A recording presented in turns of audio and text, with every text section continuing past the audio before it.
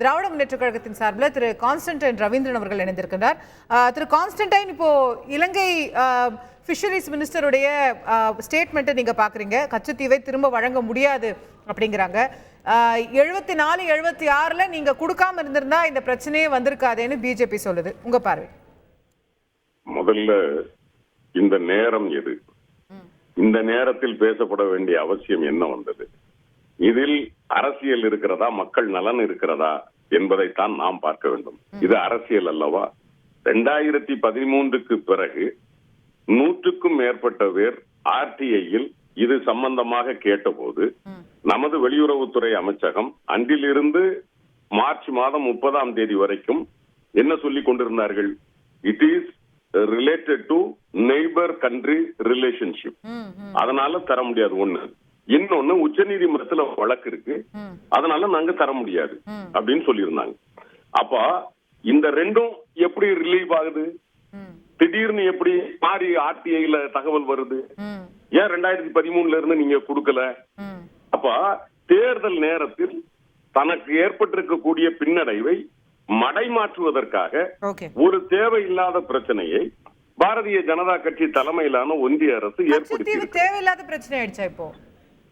அதாவது இந்த நேரம், எந்த நேரத்தில் எது பேசுவது என்பதுதானேமா சரியாக இருக்க முடியும். இல்ல சார், இப்போ திமுக உட்பட தமிழகத்தில் இருக்கக்கூடிய எல்லா கட்சிகளுமே கச்சத்தீவு நமக்கு திரும்பி வரணும் அப்படின்னு நம்ம கேக்குறோம் தானே? அதுல மாற்று கருத்தே இல்லம்மா. நம்ம மாற்று கருத்தே இல்ல. அப்ப அது எப்ப இல்ல, நான் என்ன சொல்றேன், 2014ல இருந்து 10 ஆண்டு காலம் இத பத்தி நாங்க பேசவே மாட்டோம். தேர்தல் டிக்ளேர் பண்ணதுக்கு அப்புறம் இல்லாத ஒரு ஆர்டிஐ தகவலை நாங்க வெளியே கொண்டு வருவோம். அது ஆர்டிஐ தகவலே இல்லங்கிறதானே இப்ப முக்கியமானதா இருக்கு. ஆர்டிஐல தகவல் இருந்திருந்தா யார் வாங்கினது? அந்த ஆர்டிஐ தகவலை யார் வாங்கினது? யார் கொடுத்தது? கொடுத்த ஆபீசர் யாரு? அதுல கையெழுத்து போட்டிருக்க ஆபீசர் நான் 31ஆம் தேதி தான் வெளியிடுவேன்னு சொல்றாரு. 31ஆம் தேதி தான் அப்லோட் பண்றான் அப்படின்னு சொல்றாரு. 31ஆம் தேதி அப்லோடு பண்ற விஷயத்த 30ஆம் தேதி ராத்திரியே டைம்ஸ் ஆஃப் இந்தியாவுக்கு கொடுத்தது யாரு? எப்படி அந்த பத்திரிகையில வெளியே வந்தது? அப்ப இது ஒரு திட்டமிடப்பட்ட ஒரு ப்ரொபகேண்டா. அதாவது இன்னைக்கு பாரதிய ஜனதா கட்சியினுடைய எலக்டோரல் பாண்ட் போன்ற பிரச்சனைகள், அவர்களுடைய வேட்பாளர்கள் 30க்கும் மேற்படுத்தப்பட்டோர் நாங்க நிக்க மாட்டோம்னு சொல்லி வாபஸ் வாங்கி இப்போ ஒரு பின்னடைவை சந்தித்துக் கொண்டிருக்கிற போது அதை மடைமாற்றுவதற்காக நாங்கள் தமிழர்கள் மாட்டிக்கொண்டோம். அவர்களுக்கு உண்மையிலே ஆத்மார்த்தமான எண்ணம் இருந்திருந்தா மாண்புமிகு பிரதமர் அவர்கள் உள்ளபடியே சொல்ல போனால் இதுவரைக்கும் இல்லாத அளவில் அவரை அவருடைய தொண்டர்கள் பாராட்டி கொண்டிருக்கிறார்கள். நாங்கள் தான் பலம் வாய்ந்த பிரதமர் என்று. அப்படியானால் நீங்கள் இதற்கு முன்னாலேயே அதை கொண்டு தேர்தலோட கச்சத்தீவை நமக்கு மீட்டு தந்து தமிழர்கள்ட்ட வாக்கு கேட்டிருக்கலாமே.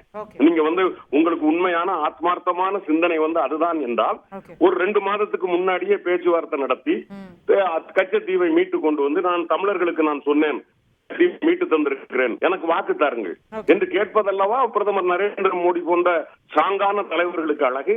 இதை ஒரு தேர்தல் நேரத்தில் பயன்படுத்துகிறார்களே என்கிற வருத்தம் நமக்கு இருக்கிறது.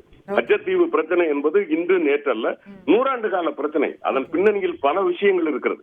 அதிலும் குறிப்பாக சொல்லுகிறேன், ஒன்று நான் மக்களுக்கு பதிவு செய்ய வேண்டும் என்பதற்காக சொல்லுகிறேன்.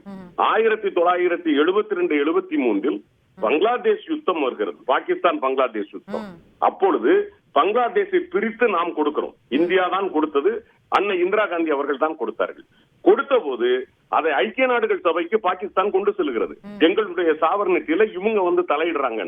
அப்ப அந்த நேரத்துல யுனைடெட் நேஷன்ஸ்ல செக்ரட்டரியா இருந்தவர் யார் என்று கேட்டால் சிலோனை சேர்ந்தவர் செக்யூரிட்டி கவுன்சிலுடைய செக்ரட்டரியா இருந்தார். அவரு நினைத்தா சில விஷயங்களை சூத்தன் பண்ண முடியும். அதனால அந்த நேரத்துல சில நெகோசியேஷன்ல நமக்கு பாகிஸ்தானை பிரிச்சு கொடுத்ததுங்கிறது இந்தியாவுக்கு ஒரு பாதுகாப்புங்கிற காரணத்தினால் அந்த இடங்கள்ல இது நடந்ததாக தகவல் சொல்லப்படுகிறது. எதுவாக இருந்தாலும் கொடுத்தது தவறு என்பதில் திமுக மாற்று கருத்தில்லை. ஆனால் இந்த நேரத்தில் அதை கொண்டு மக்களிடம் கொண்டு நிறுத்தி அடுத்த நாட்டோடு ஒரு பிரச்சனையை உருவாக்குவது என்பது ஒரு ஒன்றிய அரசிற்கு பொறுப்பான செயல் இல்லை என்பதுதான் திமுகவினுடைய குற்றச்சாட்டு. நன்றி திரு கான்ஸ்டன்டைன். இந்த தொகுப்பில் இணைந்ததற்கு ஒரு சிறிய இடைவேளை எடுக்க இருக்கிறோம். இடைவேளைக்கு பிறகு மேலும் செய்திகளை பார்க்கலாம். செய்திகளை உடனுக்குடன் தெரிந்து கொள்ள உடனே சப்ஸ்கிரைப் பண்ணுங்க.